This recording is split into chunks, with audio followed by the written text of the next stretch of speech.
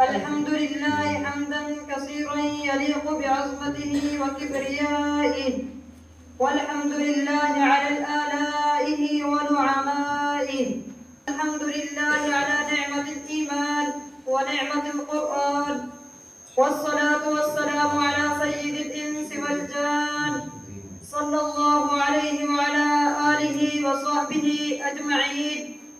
أما بعد، فقال الله تعالى: قل هل يستوي الذين يعلمون والذين لا يعلمون إنما يتذكر أولو الألباب.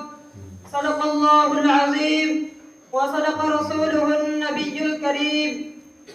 أيها الإخوة، إن الله تعالى بعث الأنبياء والمرسلين إلى هذا العالم لإخراج الناس من الظلمات إلى النور الساطع المبين، فأرسل الله تعالى السيد آدم قبل كل نبي، ثم أرسل الله تعالى في الأخير نبينا محمدا المصطفى خاتم النبيين والمرسلين، فأوصى الله تعالى إليه: اقرأ باسم ربك الذي خلق، خلق الإنسان من علق، اقرأ وربك الأكرم. فقال الله تعالى في مقام آخر: قل هل يستوي الذين يعلمون والذين لا يعلمون إنما يتذكر أولو الألباب. وقال تعالى في مقام آخر: قل هل يستوي الذين يعلمون والذين لا يعلمون إنما يتذكر أولو الألباب. وجاء في الحديث عن أبي أمامة رضي الله تعالى عنه أن رسول الله صلى الله عليه وسلم قال: إن الله وملائكته وأهل السماوات والأرض النملة في جحرها، وحتى الحوت ليصلون على معلم الناس الخير.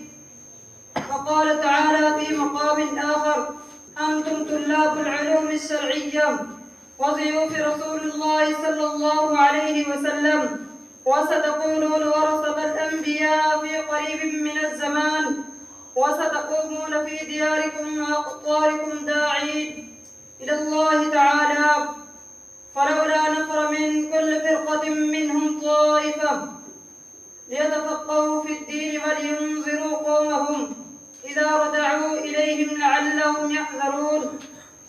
فعليكم أن تخلقوا بأخلاق الرسول، وأن تقتدوا بقدوته وتأسوا بأسوته، فإن الله تعالى يقول: لقد كان لكم في رسول الله أسوة حسنة لمن كان يرجو الله واليوم الآخر وذكر الله كثيرا.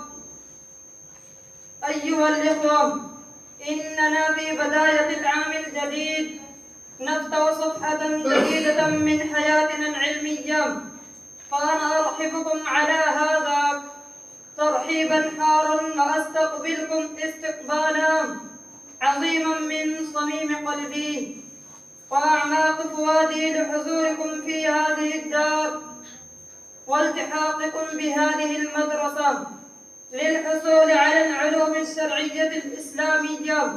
فاعلموا أن الله تبارك وتعالى قد اصطفاكم من انتخبكم من دون سائر الناس لتحصيل العلوم الشرعية الإسلامية. فاعلموا أن الله تبارك وتعالى فهذه منة عظيمة وفضل عظيم من الله تعالى، فاللازم عليكم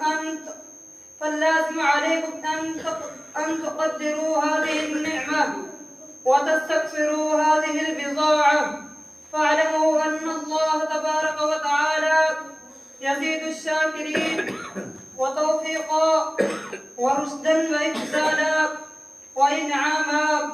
فقال جل وعلا: لئن شكرتم لأزيدنكم ولئن كفرتم إن عذابي لشديد. وما علينا إلا البلاغ. جزاكم الله ما شاء الله.